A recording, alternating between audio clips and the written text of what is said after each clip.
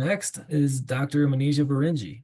The presentation is Up in Smoke, Unraveling the Health Consequence of Wildfire Emissions.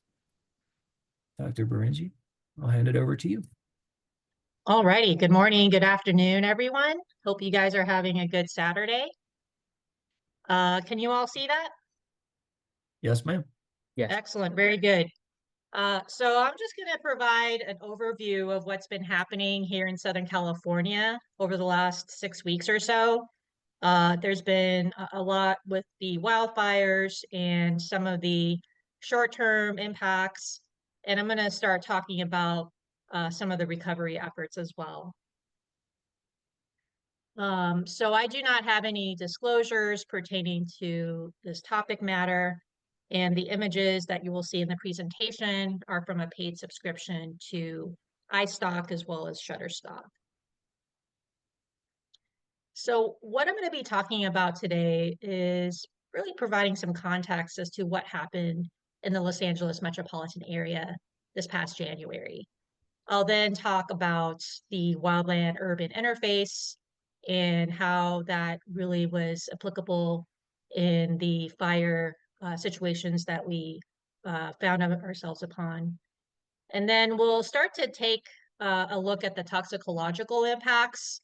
A lot of the studies are ongoing, so there's not a lot to present, but I just wanted to share some really innovative efforts being done through the California Institute of Technology and other academic centers to develop real-time monitoring of air toxicants. I'll then talk about some of the cleanup efforts. I'll highlight a patient case, and then we will wrap this up.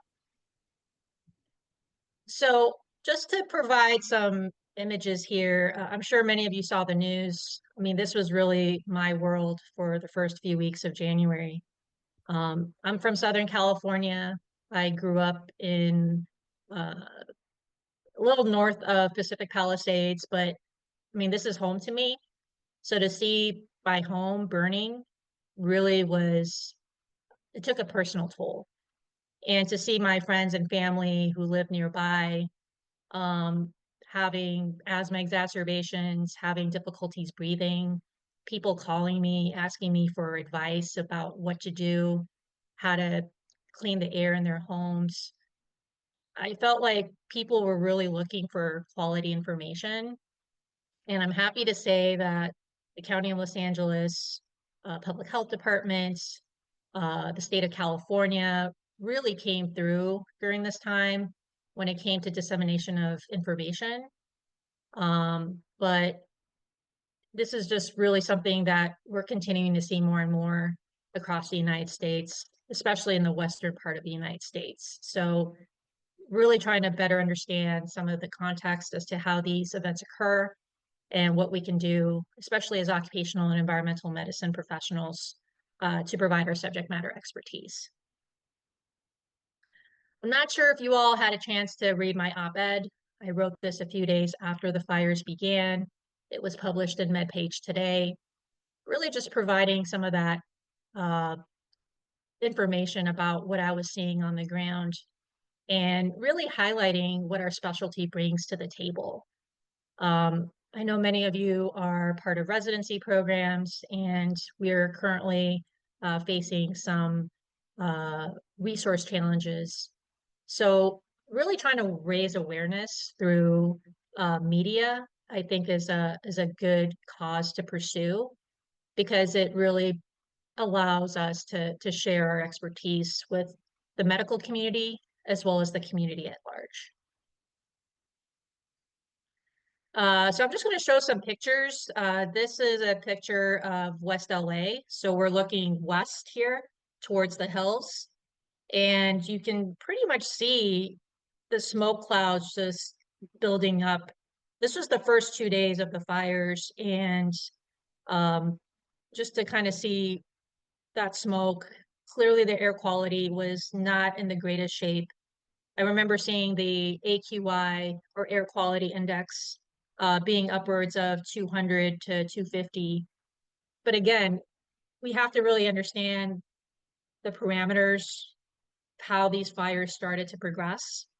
We had what we call the Santa Ana winds, which are winds that come from the desert and essentially go through the foothills and then make their way to the coast.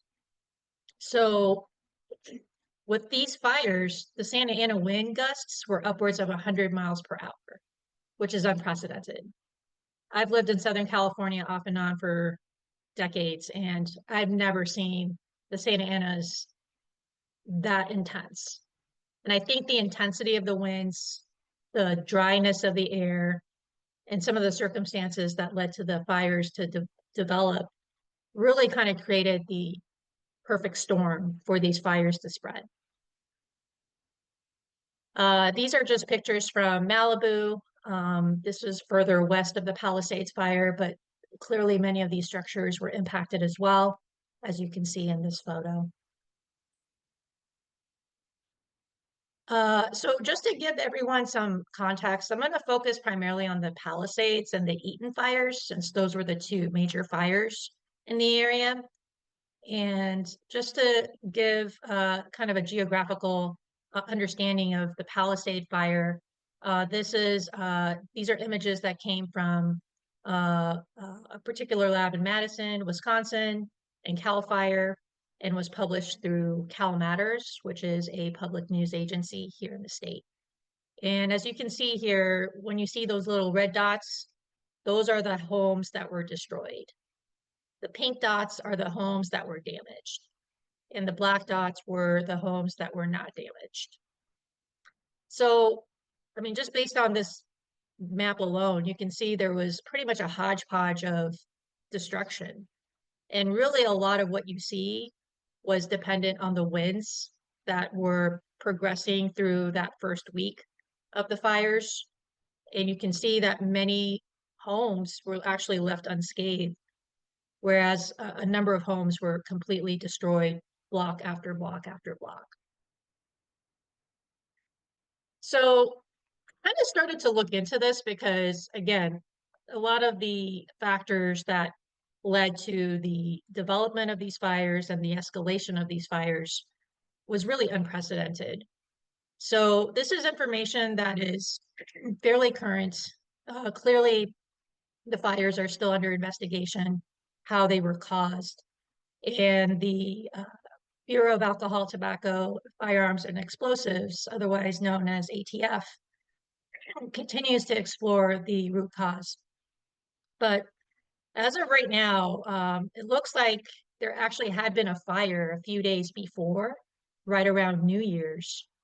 And the hypothesis is that that particular fire had not been fully extinguished.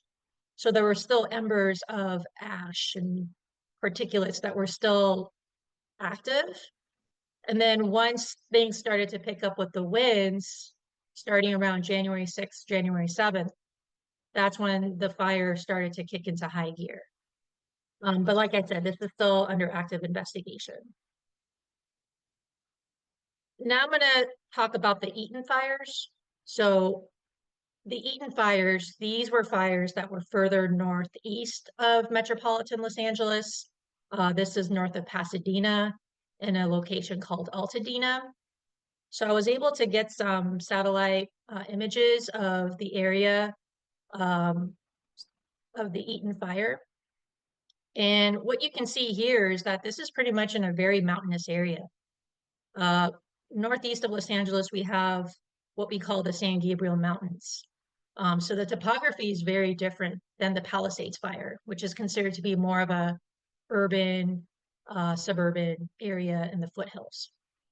So we can see here that while it was primarily in a mountainous area, it was actually coming into the community of Altadena, which was pretty much contained within this mountainous valley. And like I said, it was just a perfect storm of the winds, the dry air, and that catalyst to start the fire. And then it really started to progress over the next week, that first week or two of January. These are just some images of Altadena. You can see multiple businesses as well as residences were destroyed. You can see the air quality was pretty smoky. The AQI, again, anywhere from 200 to 250 on average. But just to give you all some information on that, the AQI is essentially their numbers that are amalgamated from the South Coast Air Quality Management District in conjunction with national bodies. And they have monitors strategically placed in various communities across Metro LA. But unfortunately, when you have the winds that are fluctuating at any moment in time, it actually it actually leads to a situation where you can't really depend on the AQI because it's literally changing minute by minute. So while we can use the AQI as a data point, it doesn't necessarily tell you what's happening in real time. So now I'm going to highlight some of the geography of the Eaton fire. So kind of the same legend here. The red dots are what was destroyed, pink dots what was damaged, and the black dots were no damage. So when you see the impact of the destruction, especially in the Altadena area, it's very different than the Palisades fire. You can see that there were large stretches of residences, businesses that were completely destroyed. And it just really kind of lets us really start to analyze some of the situational factors involved. Um, so the cause of the Eaton fire, again, this is still under active investigation as well, but there have been a few hypotheses as to how these fires generated. So the California Department of Forestry and Fire Protection is currently investigating this fire. And the current hypothesis is there were a series of Southern California Edison power lines. So Southern California Edison is the largest electric producer slash deliverer of electrical services to Southern California residences and businesses. They have a series of power lines that run through parts of the San Gabriel Mountains into metropolitan Los Angeles. So there were a series of these power lines a little northeast of Altadena. And it looks like there was some increase in electrical current across these particular power lines. The wind started to kick up, and now there's question about whether one of these power lines actually became faulty. Looks like there was some issue with how the electrical transmissions were occurring, and there's suspicion that there may have been some sort of electrical catalyst that ignited the fire. And kind of understanding, again, very different set of circumstances here as compared to the Palisades fire, but you add the winds, the dry air, you kind of create this catalyst situation for a fire of epic proportions to develop. So we had a fire, we had the multiple fires break out in Southern California here in the Los Angeles area, pretty much for a few weeks on end. And then about a few weeks ago, we started to get some rain, which was much appreciated. But we then started to have another problem, which were mudslides. And a lot of the burn areas, especially in the foothills of the Altadena area, as well as in the Pacific Palisades and Malibu areas, started to have to deal with mudslides because the ground is so unstable. And we actually just had some rain showers earlier this week in Southern California.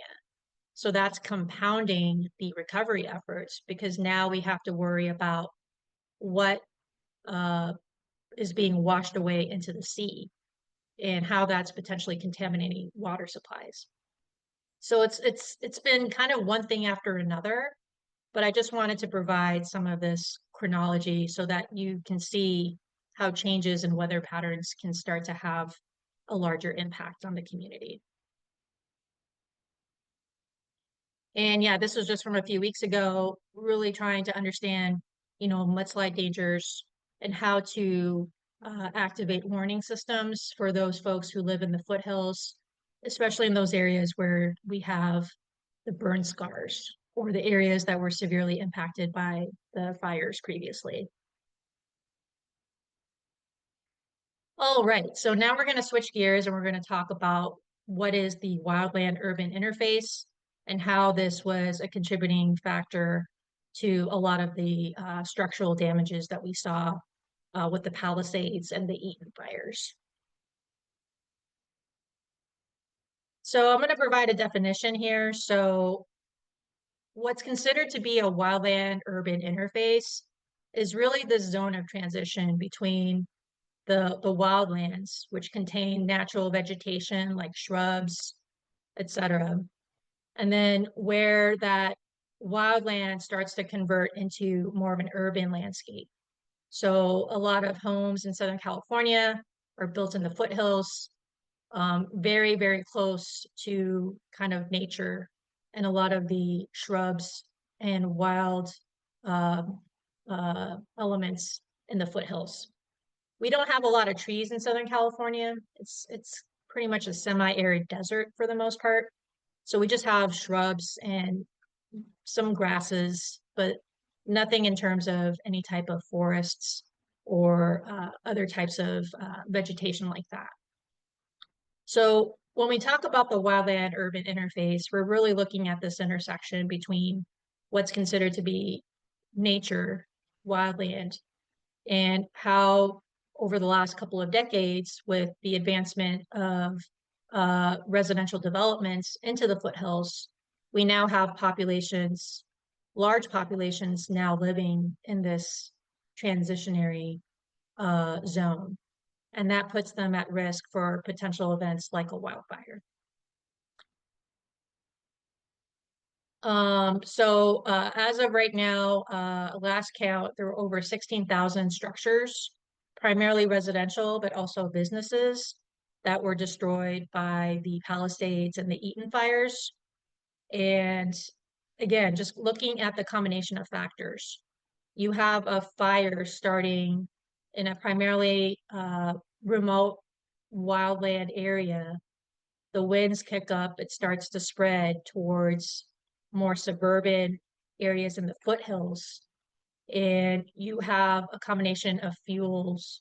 You have the what's being incinerated in terms of the shrubs and the natural grasses in the wildland area.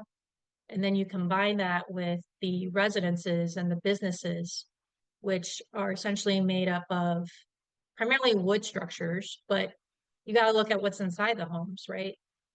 A lot of these homes have lead pipes. A lot of these homes have, cars. Many of them are electric vehicles. Many of them have lithium batteries. So now you have to worry about a lot of these different types of heavy metal sources that are being incinerated, and the combustion of all of these products, including other plastic materials. I mean, we should not leave that out. So you literally have this toxic soup of natural vegetative combustible byproducts. And then you have the combustion of man-made products. So you literally have all of this burning, incinerating, and generating these air toxicants at levels that we really have not seen ever, really. So as I had mentioned, the wildland urban interface in California has really grown in the last 30 years or so. This is information from a research group in Wisconsin that has really started to analyze the acreage. And you can see here, there's now over 6.9 million acres that are considered part of this wildland urban interface. This includes Southern as well as Northern California. And when we're trying to understand kind of the concept of wildfire risk in these areas, I think we have to look at a couple of different variables. So we're pretty much in the business of risk. So when we want to understand risk, we really have to look at combination of what the hazard is and understand what the vulnerability is. So I thought this was a really good graphic because it kind of illustrates these points well. This comes from the wildfirerisk.org. It's an organization that really has developed a lot of the science behind the wildland urban interface and some of the risk factors involved. So you look at likelihood, you look at intensity, you look at exposure, you look at susceptibility. So when you combine all of these factors together, at least in the situations that we found here in Southern California with the Palisades and the Eaton fires, you start to create this really constellation of worst case scenario. You had increased likelihood because of the winds and the super dry air at the time, which leads to intensity of the event, which is the fire. And you look at how many people were at risk. I mean, we're talking about hundreds of thousands of people living in the foothills of the Pacific Palisades, Malibu areas, as well as in the Altadena area with the Eaton fire. And that increases susceptibility to large groups of community members. So when you kind of amalgamate all of these variables, you kind of lead to a situation where essentially it's just one of those worst case scenarios that really developed in a short amount of time. This is just a graphic from the National Bureau of Economic Research, which I thought was really interesting. And it really kind of talks about why we need to really focus on developing what we call wildfire resiliency. So these researchers were looking at existing building codes within the state. And really since the early 1990s, since there has been an increase in these types of fire events, the state of California actually put together a building code, essentially requiring builders to utilize fire-resistant materials. That includes roofing materials, siding, etc. So as you can see here, I believe those rules went into effect in the early 90s. So you can see there's that inflection point around 1992-ish, where you start to see those communities that started to build with those building codes in mind. You actually see that there was less impact to the respective homes in those neighborhoods as compared to those neighborhoods that did not essentially comply with those mandatory codes. And again, it's really complicated, like how these building codes and how it applies to different municipalities, depending on whether it's a rural versus urban area. But the basic gist of this graphic is to show that developing these investments in wildfire resiliency does pay off because you actually have less homes that are at risk of incinerating. This is actually a really great report. This was a multi-agency report developed by, I believe, the Department of Homeland Security, FEMA, and the Fire Administration, really kind of understanding a lot of the issues at play at the wildland urban interface. And they actually developed this, I believe it's a 200-page report, really looking at the root causes of why more and more people are at risk of finding themselves in a situation like wildfires burning their homes because of all the decisions that have been made by state and municipal governments over the last couple of decades to build into these areas that have been traditionally more wildland. And they actually put together a number of recommendations to help build what we call wildfire resiliency in these communities. So we really do have a roadmap for really starting to take some of those lessons learned from the fires in Southern California and other locales across the United States, and really try to see if we can come together to implement some of those recommendations. All right, so now we're going to talk about what actually was happening with the air quality and the smoke. So I've actually started to make some inroads with some researchers at the California Institute of Technology. just to better understand how they conduct their exposure assessments. And from there, how do they develop their risk assessments? So they had a couple of great webinars in the last few weeks, and I happened to participate in one of them. Um, and they were really focused on the Eaton fires, since for those who don't know, Caltech, or the California Institute of Technology, is fairly close to the Eaton fire. I believe it was about maybe 5 or 6 miles south. So they really started to gear up. They actually got their equipment. They started to do a lot of sampling of their respective areas on campus. Some of them actually went into the burned areas to start collecting data in real time. I mean, honestly, these guys have done some phenomenal work, and I'm trying to see if we can develop some potential partnerships. But in any event, I wanted to highlight some of the information that they shared, because they have access to a lot of satellite data. I mean, they were able to illustrate some of the areas that were burned here in the Eaton fire, as you can see here in the upper left panel.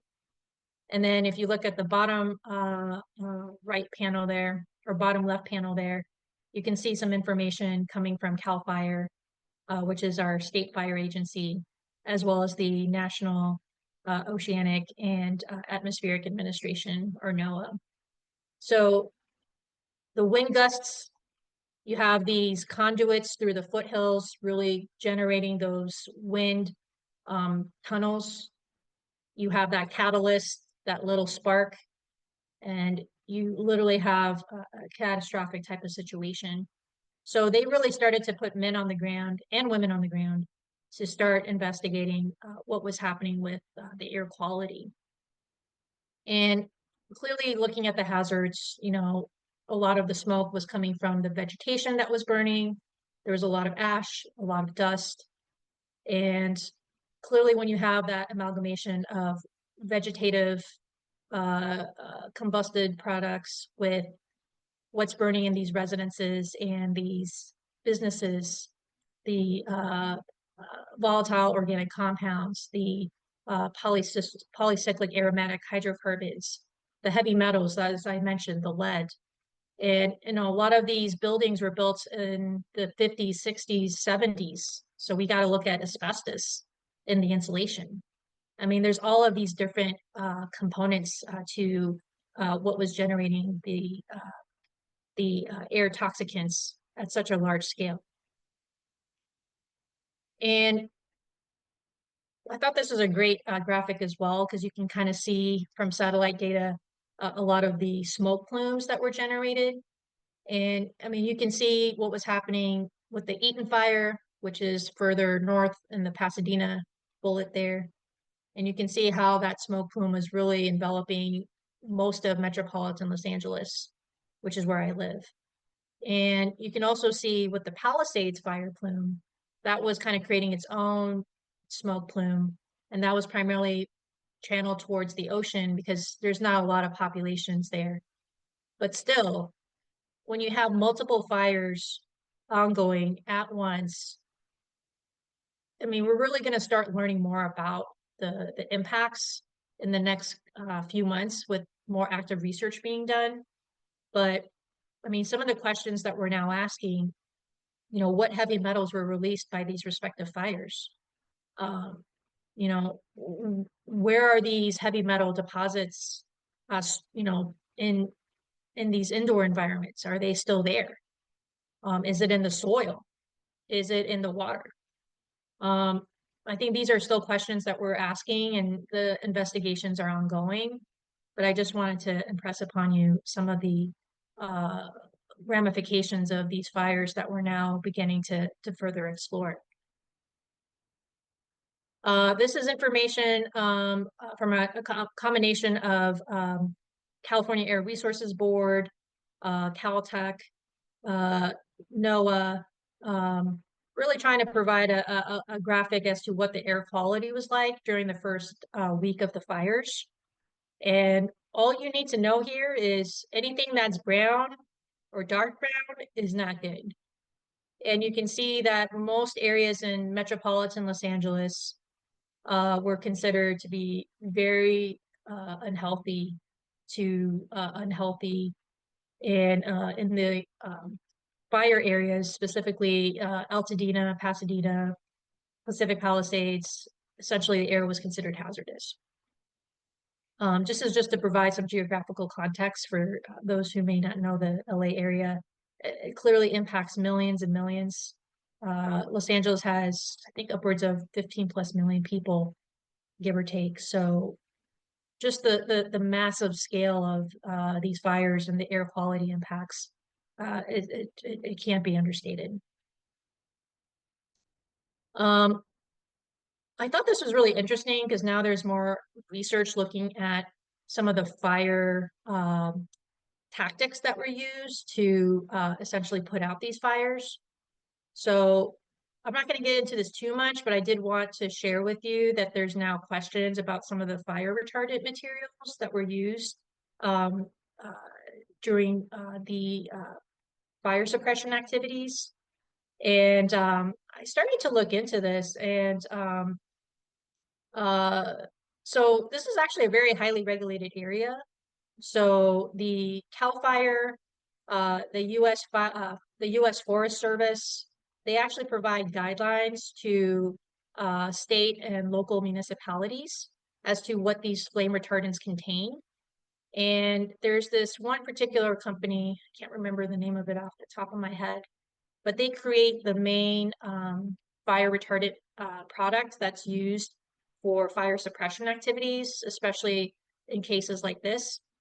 And now there are questions about what's actually in the flame retardant and does it actually put the firefighters battling the fires as well as those living in the community surrounding the fire suppression activities at risk.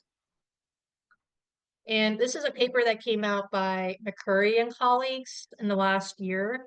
And they really started to investigate what's in this fire retardant.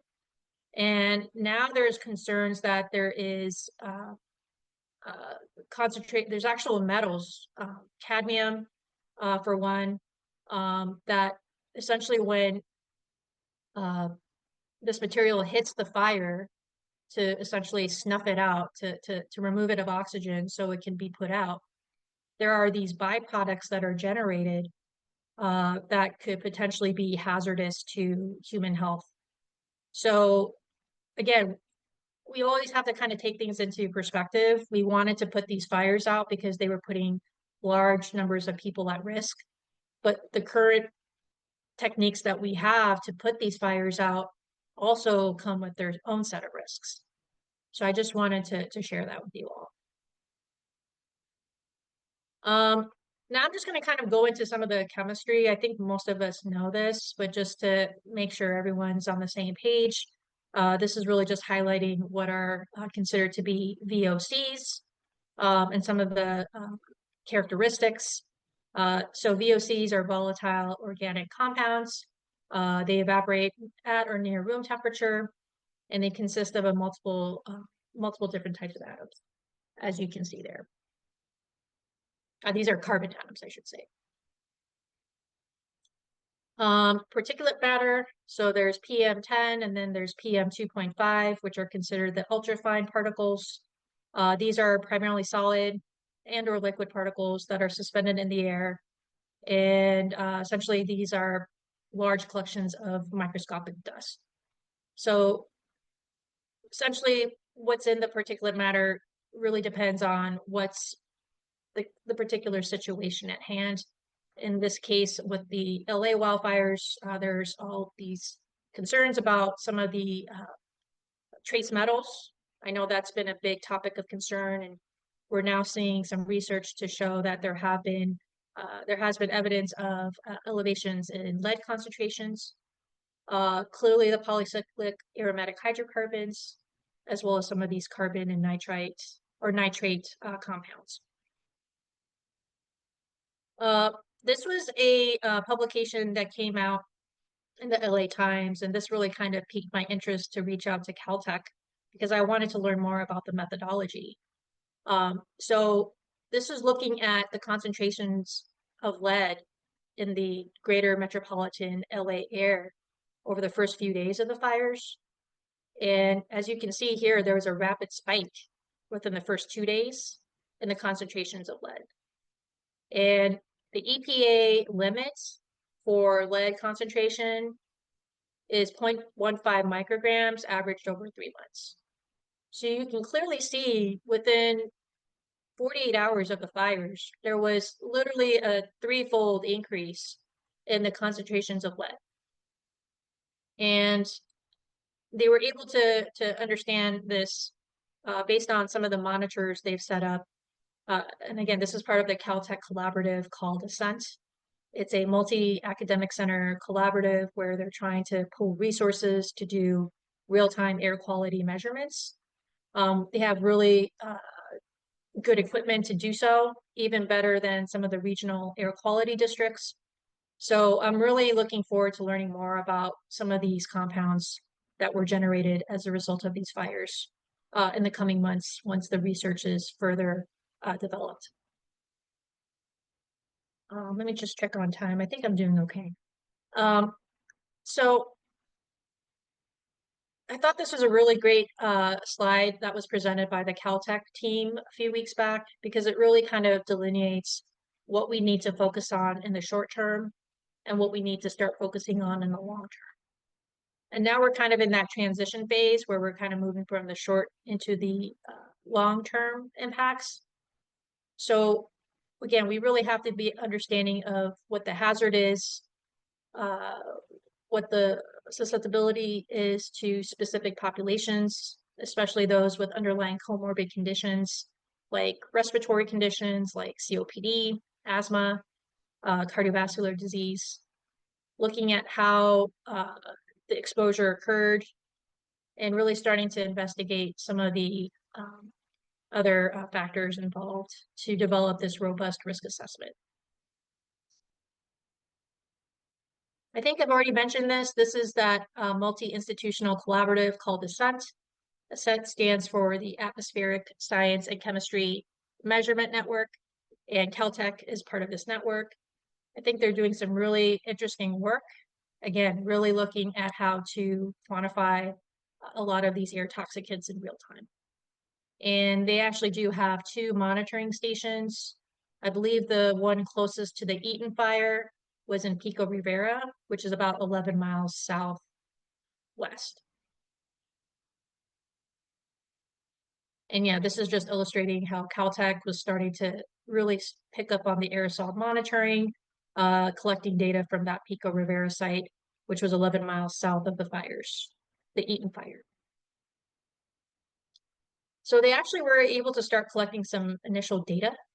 And this concept of metal enrichment, I mean, this really just boggles my mind. So they actually were able to take samples from some of the areas in adjacent to the Eaton fire. And they were actually able to look at what we call metal enrichment in the dust compared to soil. So I want you guys to focus on the beige bars and the little beige dots. And you can see here that there was metal enrichment of the dust specifically for cadmium and lead as compared to soil, which is considered the benchmark here.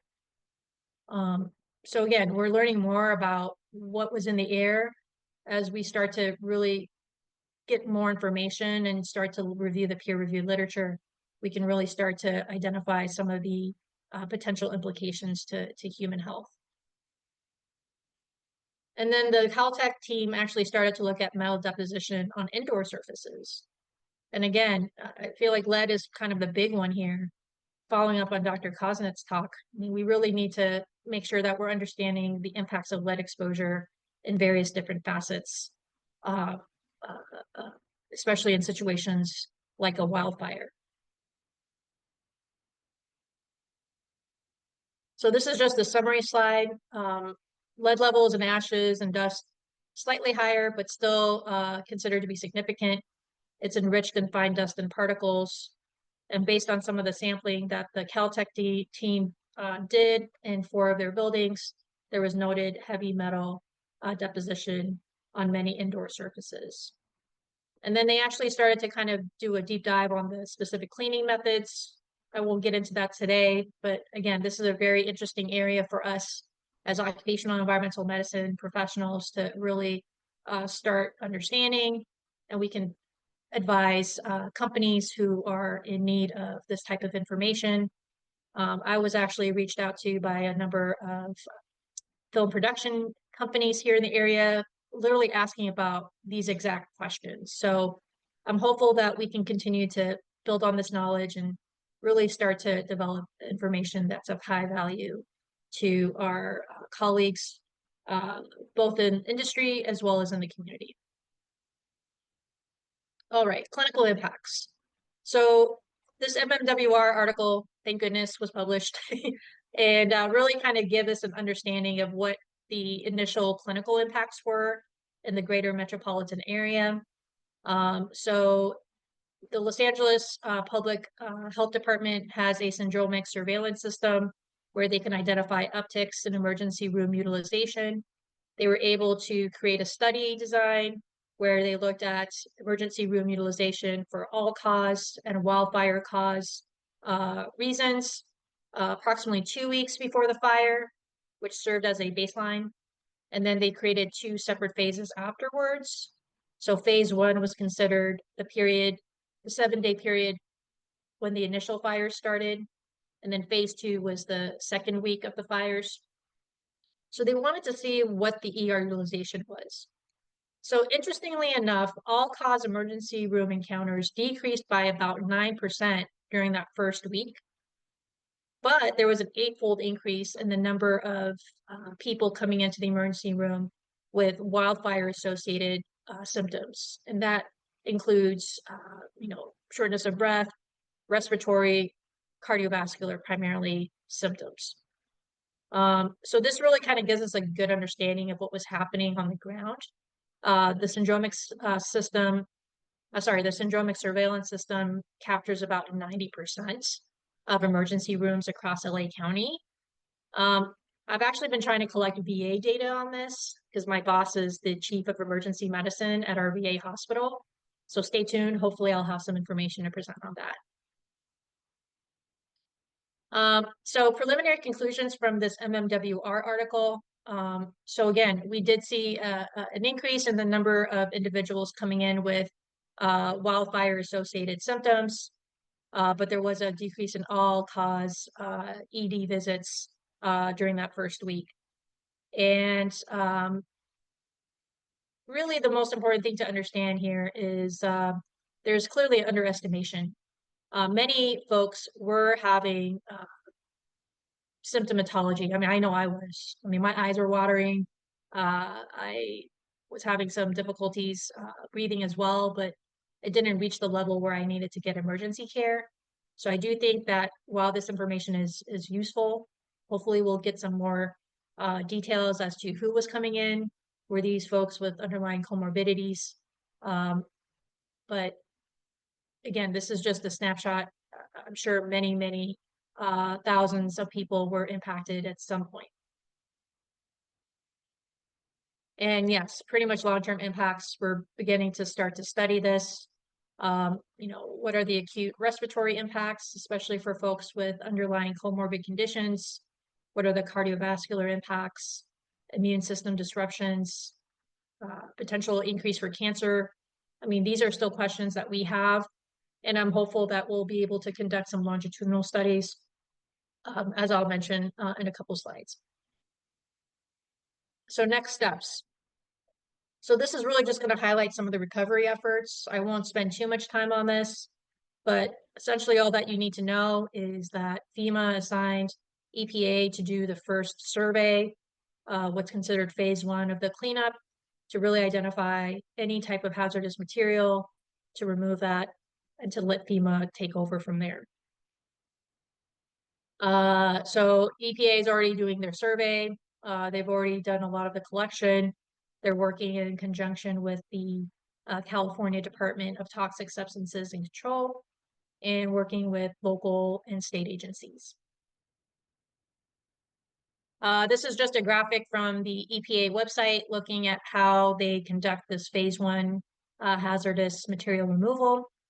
Really looking at specific issues such as battery, oils, cleaners, solvents. They've actually developed a very thorough methodology by which they're able to mark these specific residences and businesses, and they're actually able to remove any of the hazardous materials. So then the FEMA teams can launch their phase 2, which is just general debris removal. This is just an illustration here to let folks know how they do this. So they have this process where they mark with white signage when a site has been cleared, and they use specific markings to identify particular types of materials.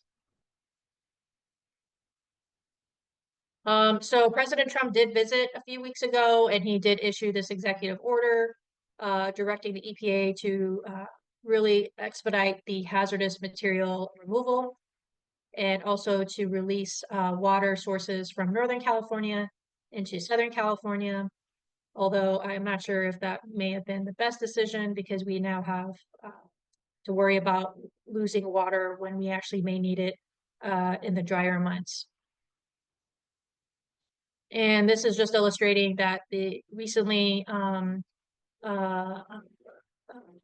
confirmed EPA Administrator Lee Zeldin did travel as well to the LA area and is leading this wildfire cleanup effort. So now, just to kind of talk about what's happening with health surveillance for specific populations. This is just illustrating that that there is ongoing research looking into impacts, especially with the firefighters who were battling these multiple fires. I mean, it's actually a really interesting kind of thing because there's different fire units assigned to different areas within Los Angeles County. So we have different firefighters exposed to a whole host of different types of chemical byproducts.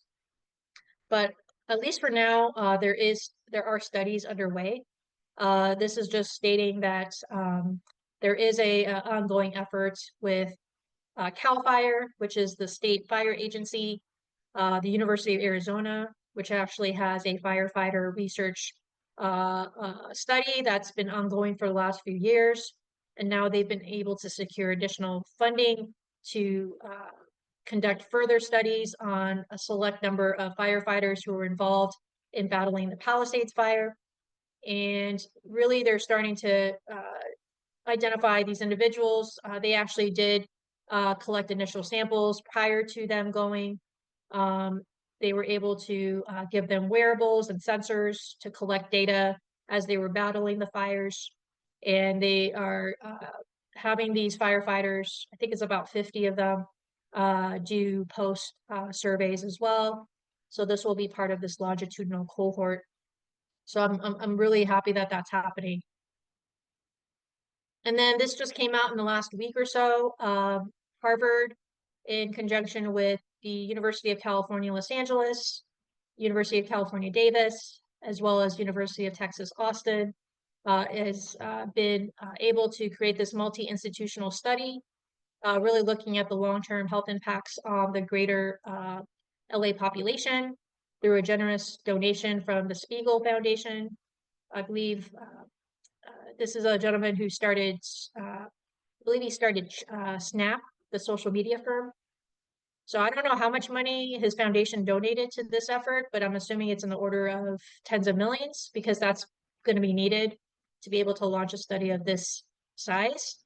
But I'm very happy to see this because this is work that is essential to understand the short to long-term implications of the fires, especially for those communities most impacted.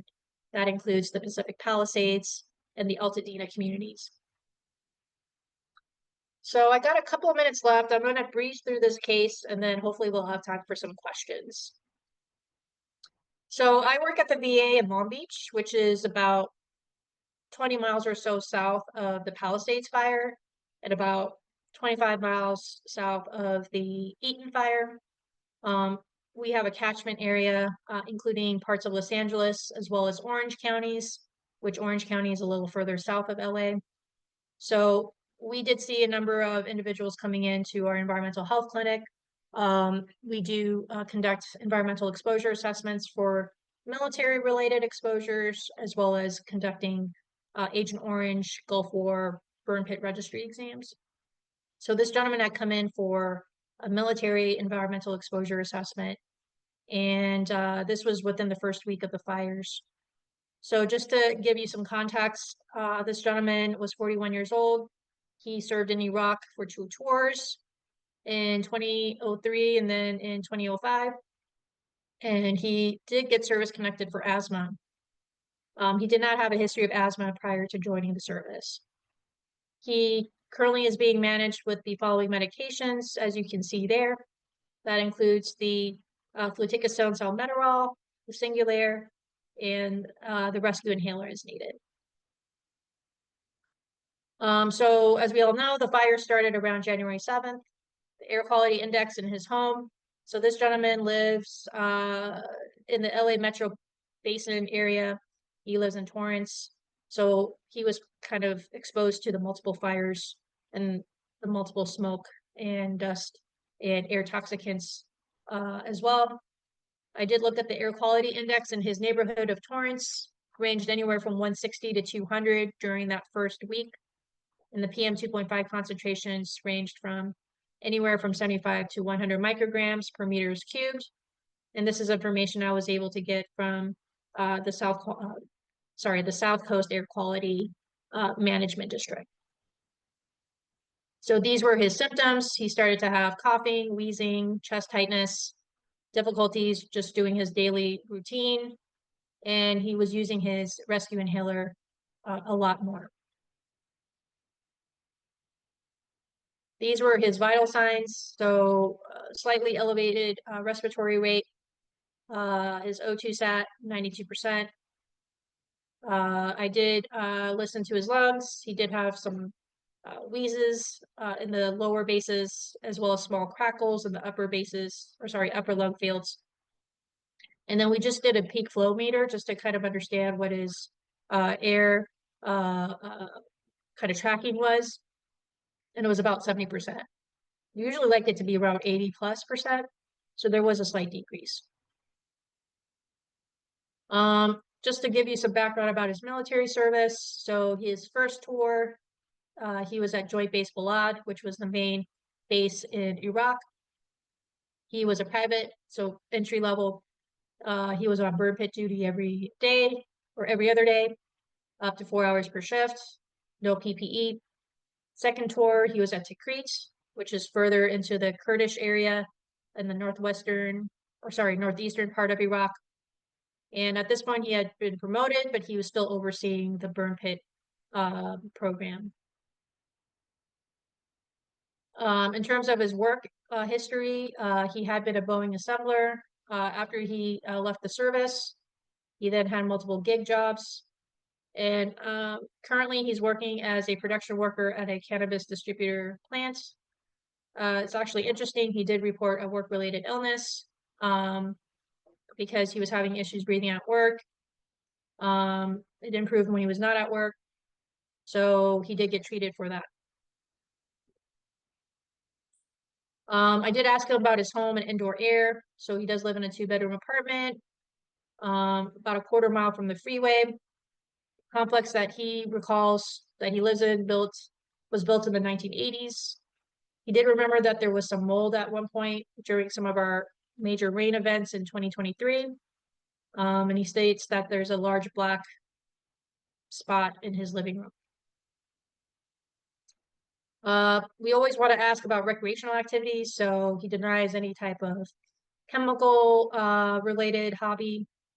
But interestingly enough, he does work as a private gun instructor, and he uses blanks primarily, but he does use live ammunition. In terms of his personal history, he is a former smoker, but now he actually vapes 3 times a day with a 2% nicotine cartridge. and he does take vitamins and supplements and had tried an Ayurvedic breathing treatment, which is an Indian-based treatment protocol. Uh, and as many of you know, there are concentrations of heavy metals in those formulations.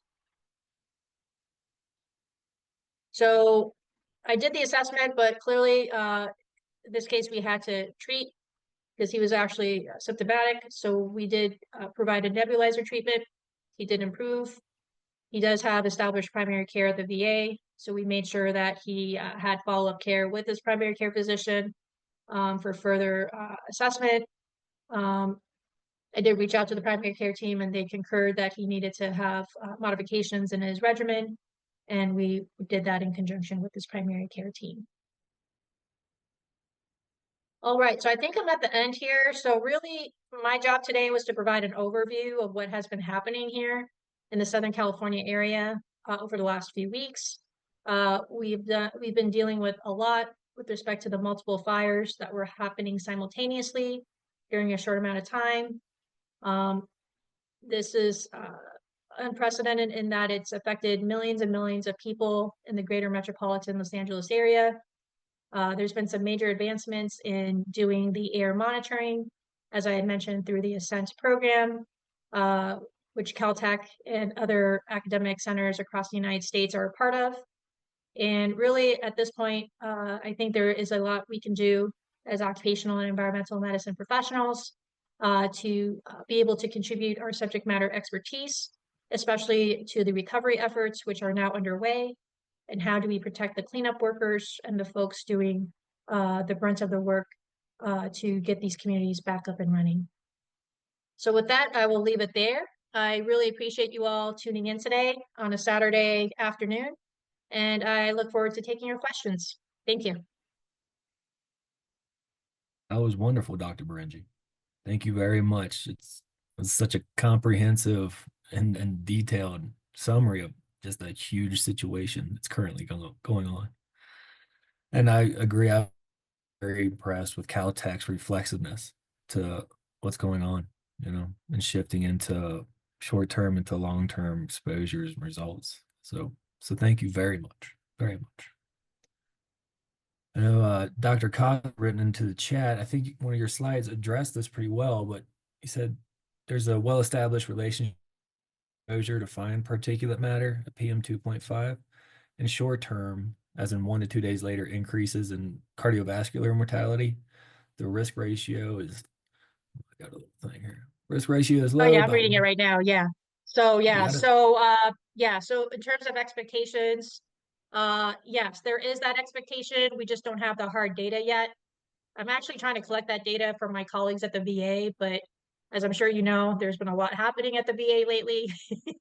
I just want to make sure that we don't forget about collecting that information, especially the first couple of weeks, because I do agree. There definitely may have been a spike in cardiovascular mortality, but I'm hopeful that we can start to collect that data and get a definitive answer on that. But I appreciate the question.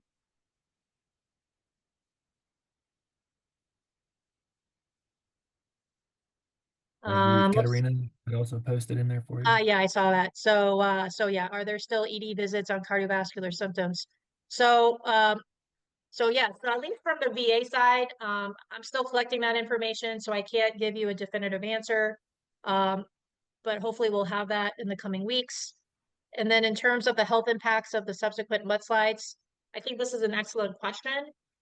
This is really looking at those areas that have been impacted, especially with the flooding, the mudslides, the soil debris that's coming into these areas.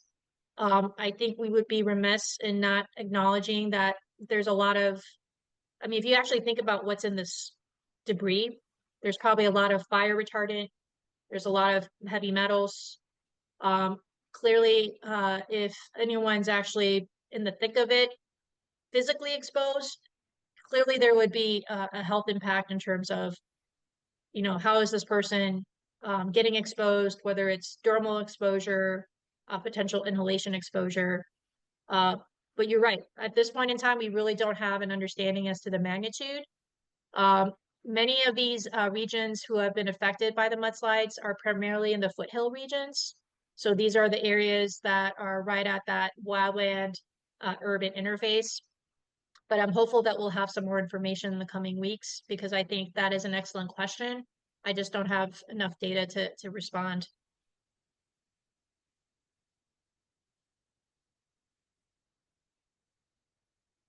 Yes. Reading the chat. Yeah, I'm just reading the chat. I appreciate everyone's feedback. Again, this is just, I feel like this was just such a personal thing because I was living through it and I was compelled to write that op-ed. And, I kind of made the case for occupational and environmental medicine as well. I've gotten a lot of good press on that from our other medical colleagues. So I'm hopeful that we can continue to build on that and start to develop position papers on how we can be more involved, especially around emergency preparedness, wildfire resiliency efforts. I mean, there's so many ways where we can get more involved. And I actually put together a position paper for WOMA to start. Hopefully, we can start to get that out there and really publicize that to the greater community, especially employers. I feel like employers are really looking for high quality information. And I mean, my phone was ringing off the hook because people were trying to get information. And I really took it upon myself to kind of take it to the next level to connect them to the folks at Caltech, really trying to create some standard operating procedures when it comes to exposure management. Thank you. Great. Thank you, Manny. This is Romero speaking. I just wanted to ask also, with you mentioning how personal this is and that you're, from the area and living through this, just to check in on you and your colleagues all there in the area. From a well-being standpoint, I hope all of you, I'm sure I can speak for everybody that we send our, thoughts and support your way, but also for you all locally, how have you all, been able to come together and support each other during this time? Yeah, thank you, Romero. I really appreciate that. So like I said, I've really taken it upon myself to really start building those connections with, employers who are reaching out to me, starting to develop those SOPs. Also, community groups have reached out to me through my extensive network. I've been able to put together communication toolkits to really get the word out to our medical professionals as well as the greater community, what they could do to protect themselves and their families. In terms of my well-being, I feel like, again, really our job is to protect populations. And I think at moments like this, it's really imperative upon us as a collective to really take that step and really try to provide that subject matter expertise. I'm actually doing quite well, and many of my colleagues at the VA and UC Irvine, which is my academic home, are doing well. But my main goal is to make sure that we don't forget and we continue to really start to build this infrastructure up. I think this could be a really great way to complement our existing residency programs, building up more on emergency management, climate and health resiliency programs, how we can be partners for our emergency medicine colleagues, our pulmonology colleagues who may be trying to get additional insights, especially around the toxicology of this. So I think there are great opportunities here for education, for our residency programs, and really for the greater medical establishment. I think this should really be something that we should publicize to a greater medical audience, maybe JAMA or maybe the New England Journal of Medicine. They have webinars that they conduct fairly routinely. I think this mini toxicology conference could be something that we could publicize to a greater audience because I think a lot of us know this, but a lot of our counterparts do not know this. So hopefully that might be an area for future development. And I mean, we'll see, but I think we should really start to focus on that. Well, thank you, Manny. I'm glad to hear that you and your colleagues, your well-being is also okay too. So just wanted to make sure I check in on that.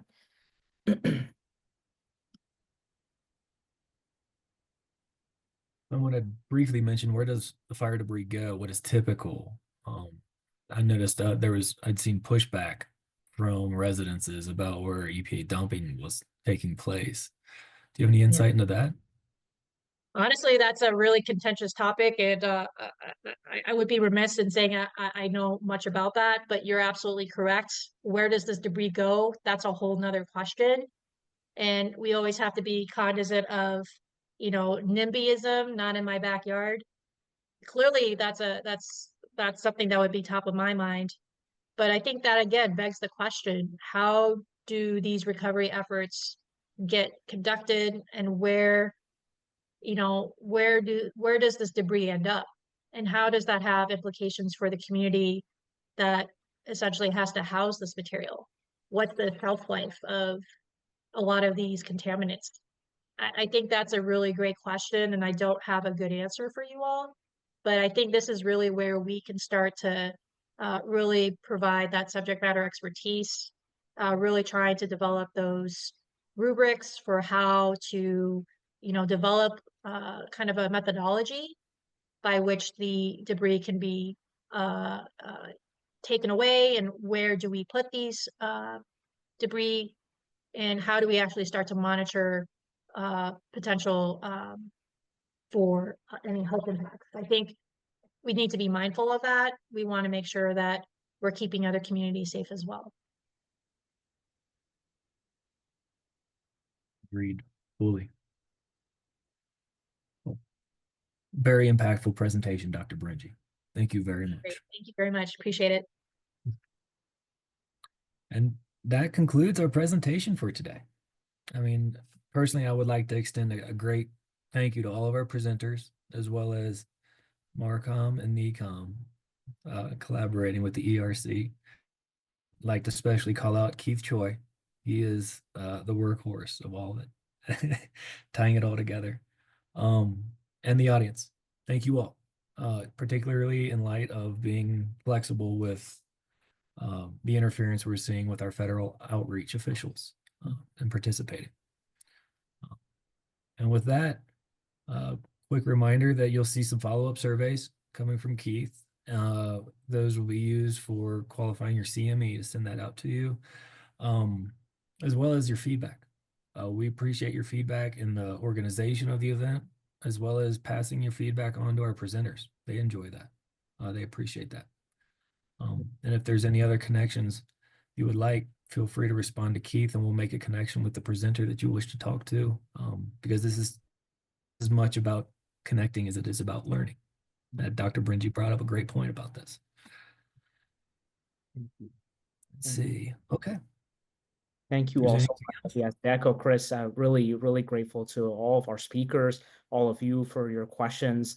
Really, this I think highlights what I was thinking in the beginning and mentioning the potential that we have as OEM to really bring all of us together and create these organized forums to be able to talk about these critical issues. So thank you all, and we definitely will welcome any feedback and suggestions going forward. So I appreciate that. And thank you, Chris and Keith, as well. We appreciate you all spending your Saturday morning with us. Thank you. Take a celebratory nap, if you will. I might. Great. Thank you all. Appreciate it. You all Take care, everyone.